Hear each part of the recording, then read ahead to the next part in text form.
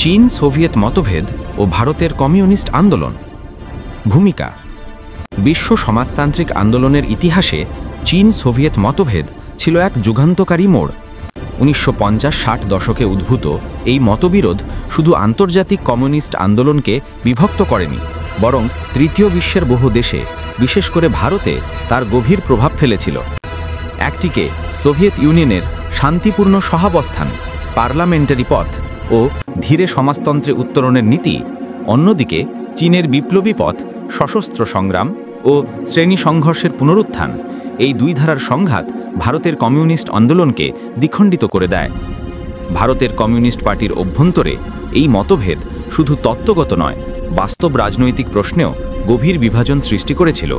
ফলত 1964 সালে জন্ম নেয় ভারতের কমিউনিস্ট পার্টি মার্ক্সবাদী, অর্থাৎ সিপিআইএম, যা ভারতের বাম রাজনীতির অন্যতম শক্তিশালী সংগঠন হয়ে ওঠে।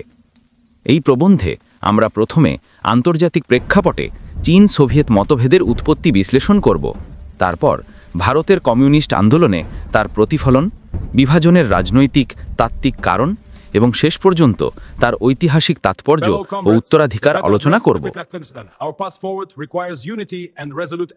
1. আন্তর্জাতিক প্রেক্ষাপটে চীন সোভিয়েত মতভেদের উৎপত্তি।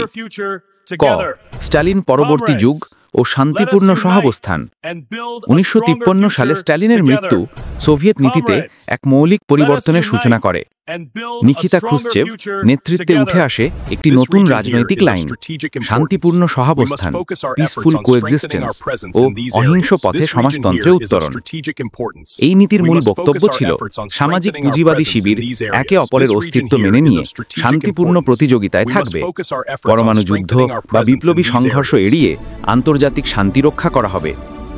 চীনা নেতৃত্ব, বিশেষ করে মাও সেতুং, এটিকে মার্ক্সবাদ লেনিনবাদের বিকৃতি হিসেবে চিহ্নিত করেন।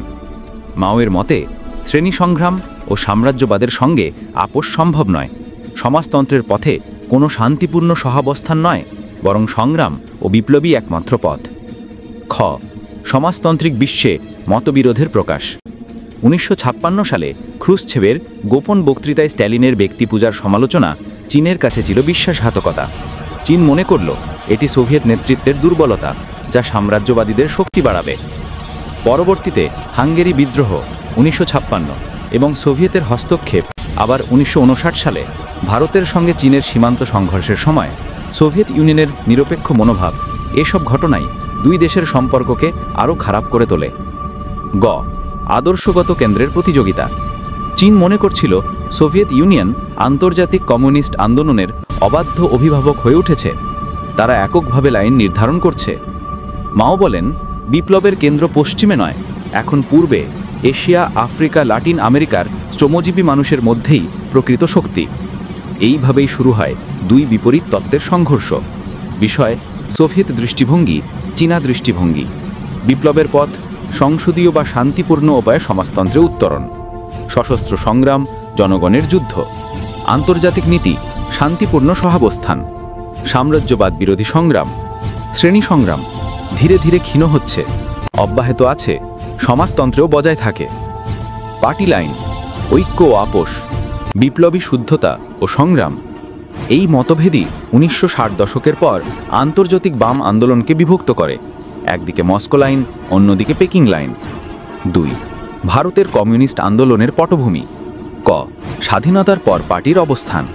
1947 সালে স্বাধীনতার পর ভারতের কমিউনিস্ট পার্টির সিপিআই একটি কঠিন প্রশ্নের মুখোমুখি হয়, সংসদীয় গণতন্ত্রে অংশ নেবে নাকি বিপ্লবী পথে যাবে। প্রথম দিকে সিপিআইয়ের একাংশ বিশ্বাস করত ভারতীয় রাষ্ট্র সাম্রাজ্যবাদী চরিত্রের ধারক, তাই সশস্ত্র সংগ্রাম জরুরি, যেমন তেলেঙ্গানা বিদ্রোহ। কিন্তু 1951 সালের পর পার্টি সংসদীয় পথ গ্রহণ করে, নির্বাচনে অংশ নেয় এবং ধীরে ধীরে সাংবিধানিক রাজনীতিতে প্রভাব বাড়ায়। খ. 1957 সালে কেরালায় প্রথম কমিউনিস্ট সরকার। কেরালায় সিপিআই সরকার প্রতিষ্ঠা আন্তর্জাতিকভাবে সাড়া ফেলে। সোভিয়েত ইউনিয়ন এটিকে শান্তিপূর্ণ পথের সাফল্য বলে ঘোষণা করে, কিন্তু চীনা নেতৃত্ব এই লাইনকে সংসদীয় ভ্রান্তি বলে সমালোচনা করেন। মাওবাদী দৃষ্টিতে এটি ছিল বিপ্লবী সম্ভাবনাকে বাধাগ্রস্ত করা, অর্থাৎ বিপ্লবকে সংসদীয় গণ্ডিতে বন্দী করা। 3. মতভেদের ঢেউ ভারতে। 1959 থেকে 1964।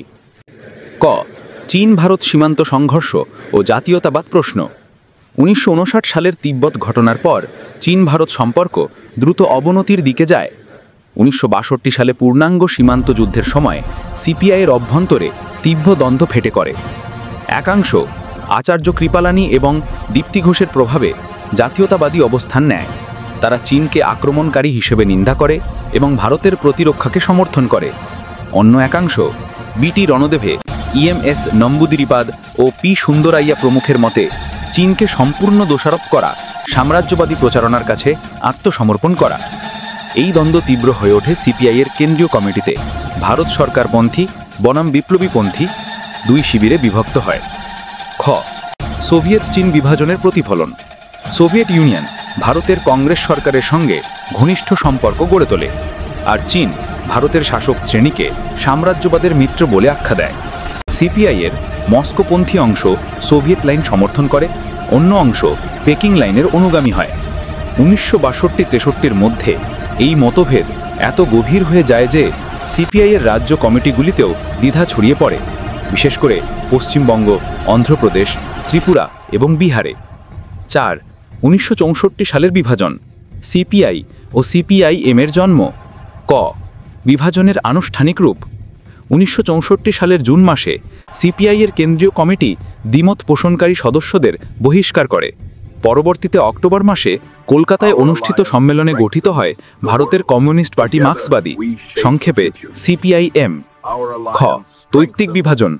বিষয় সিপিআই সোভিয়েত লাইন, সিপিআইএম চীন মাও প্রভাবিত লাইন। আন্তর্জাতিক শিবির সোভিয়েত ইউনিয়নের নেতৃত্বাধীন সমাজতান্ত্রিক শিবির।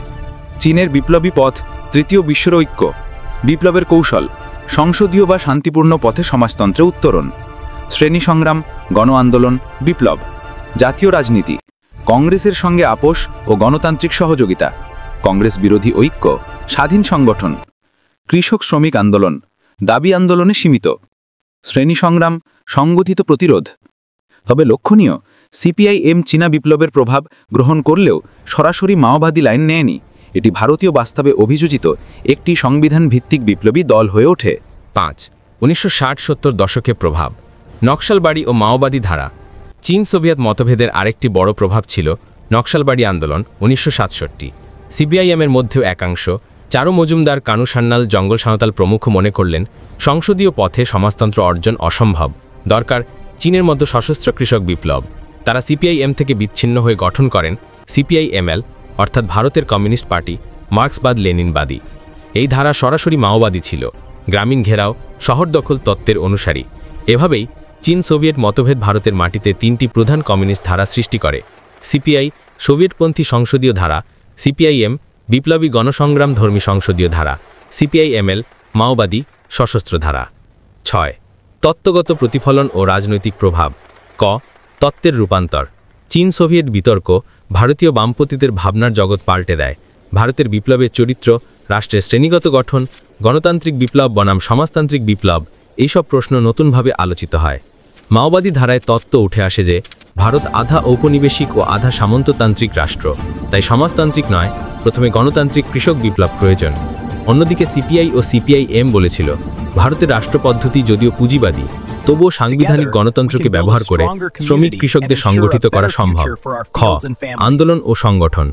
চীন সোভিয়েত বিতর্কের পর বামপন্থীরা নিজেদের কর্মপদ্ধতি নতুনভাবে গড়ে তোলে। সিপিআইএম পশ্চিমবঙ্গে গণ আন্দোলন ও ইউনিয়ন ভিত্তিক শক্তি গড়ে তুলে দীর্ঘমেয়াদী বামফ্রন্ট রাজনীতির ভিত্তি স্থাপন করে। অন্যদিকে সিপিআই ক্রমশ দুর্বল হয়। 1991 সালে সোভিয়েত পতনের পর তাদের রাজনৈতিক ভিত্তি প্রায় নিশ্চিহ্ন হয়ে যায়। মাওবাদী ধারাও নানা বিভাজনের মধ্যে দিয়ে গেলেও আজও ভারতের কিছু এলাকায়, ছত্তিশগড়, ঝাড়খণ্ড, অন্ধ্রপ্রদেশ ও পশ্চিমবঙ্গের কিছু অঞ্চলে অস্তিত্ব রেখেছে। 7 চীন সোভিয়েত মতভেদ ও ভারতের বাম রাজনীতির পুনর্গঠন। ক আন্তর্জাতিক প্রভাব থেকে আত্মনির্ভর। এই মতভেদ এক অর্থে ভারতীয় কমিউনিস্টদের আত্মসমালোচনার সুযোগ দেয়। বিদেশি নির্দেশ মেনে চলা নয়, বরং ভারতের বাস্তবতা অনুযায়ী বিপ্লবের পথ নির্ধারণের প্রয়োজনীয়তা সামনে আসে। সিপিআইএম এই উপলব্ধিকে তত্ত্বীয়ভাবে রূপ দেয়। আন্তর্জাতিক কমিউনিজমের অংশ হয়েও তারা স্বাধীন চিন্তা বজায় রাখে। এই ধারা পরবর্তীতে ভারতীয় মার্ক্সবাদী রাজনীতির মূল শক্তি হয়। খ বাম ঐক্য ও বিভাজনের ঐতিহ্য। চীন সোভিয়েত মতভেদ একদিকে বিভাজন সৃষ্টি করলেও অন্যদিকে বিপ্লবী তত্ত্ব চর্চার গভীরতা বাড়ায়। CPIM, CPIML, RSP, forward block, SUCI প্রভৃতি দল নিজেদের স্বতন্ত্র অবস্থান তৈরি করে, যা ভারতের বাম রাজনীতিকে বৈচিত্র্যময় করে তোলে। 8. সোভিয়েত পতন, চীনের রূপান্তর ও আজকের তাৎপর্য। 1991 সালে সোভিয়েত ইউনিয়নের পতনের পর বিশ্ব রাজনীতির ভারসাম্য বদলে যায়। একসময় যা মতভেদে দুই শিবির তৈরি হয়েছিল, সেই দুইই আজ পরিবর্তিত। চীন এখন সমাজতান্ত্রিক রাষ্ট্র হলেও পুঁজিবাদী বাজার নীতির সঙ্গে মিশে গেছে, আর রাশিয়া সম্পূর্ণ পুঁজিবাদী রাষ্ট্র। কিন্তু ভারতীয় বামপন্থীদের কাছে এই ঐতিহাসিক মতভেদ এখনও একটি শিক্ষা দেয়: বিদেশি নির্দেশ নয়, নিজস্ব বিশ্লেষণ জরুরি। বিপ্লবের পথ নির্ধারণে জাতীয় বাস্তবতা ও শ্রেণী সমীকরণকে প্রধান করতে হবে। 9. ঐতিহাসিক মূল্যায়ন। চীন সোভিয়েত মতভেদ ভারতের কমিউনিস্ট আন্দোলনকে 3টি স্তরে প্রভাবিত করেছে। তত্ত্বীয় স্তরে মার্ক্সবাদ লেনিনবাদের ব্যাখ্যা নিয়ে গভীর বিতর্ক তৈরি করে, যা ভারতীয় রাজনৈতিক চিন্তায় নতুন দিগন্ত খুলে দেয়। সংগঠনগত স্তরে সিপিআই থেকে সিপিআইএম ও পরে সিপিআইএমএল এর জন্ম, যা আজও ভারতের বাম রাজনীতির ভিন্ন ভিন্ন ধারার উৎস। রাজনৈতিক স্তরে গণ আন্দোলন, কৃষক শ্রমিক সংগঠন ও রাজ্য স্তরে বাম শক্তির বিকাশে নতুন গতিপ্রবাহ সৃষ্টি করে। 10. উপসংহার। চীন সোভিয়েত মতভেদ কেবল দুটি দেশের নীতি বিরোধ নয়, এটি ছিল সমাজতন্ত্রের পথের সংসদীয় সংস্কার বনাম বিপ্লবী সংগ্রামের প্রতীক। ভারতের মতো নবস্বাধীন দেশে এই বিতর্ক শুধু পার্টি বিভাজনই ঘটায়নি, বরং সমাজতান্ত্রিক চেতনার ভেতরে নতুন প্রশ্ন উত্থাপন করেছে: ভারতের বিপ্লব কোন পথে যাবে? এই প্রশ্ন আজও প্রাসঙ্গিক, কারণ সমাজতন্ত্র কেবল অতীতের স্মৃতি নয়, ভবিষ্যতেরও দিক নির্দেশ। ভারতের বাম আন্দোলন তার অভিজ্ঞতার ভাণ্ডারে এই ঐতিহাসিক মতভেদকে একদিকে শিক্ষা, অন্যদিকে সতর্কবাণী হিসেবে ধারণ করে চলেছে, যেন তত্ত্বের বিভাজন নয়, বাস্তব শ্রেণী সংগ্রামী চূড়ান্ত পথ নির্দেশ হয়।